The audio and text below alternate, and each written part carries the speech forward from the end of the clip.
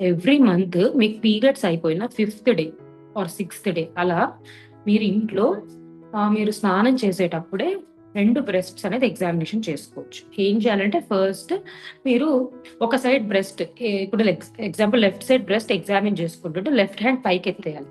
ఎత్తేసి write head కొంచెం right side కి తిప్పి ఈ పల్ప్ ఆఫ్ ద ఫింగర్స్ తో బ్రెస్ట్ ని మొత్తం పాల్పేట్ చేయాలి. ఇప్పుడు ఇది బ్రెస్ట్ అనుకుంటే దీన్ని 4 క్వాడ్రంట్స్ గా డివైడ్ చేస్తాం. సో అవుటర్ క్వాడ్రంట్, ఇక్కడ ఇన్నర్ క్వాడ్రంట్, మళ్ళీ అవుటర్ క్వాడ్రంట్, ఇన్నర్ క్వాడ్రంట్ అన్ని ఇలా తగుడుకుంటూ చూడాలన్నమాట.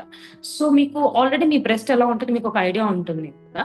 సో ఎప్పుడైనా గెడ్డ కనుకుంటే ఆ ఏరియాలో మీకు కొంచెం డిఫరెంట్ గా తెలుస్తుంది.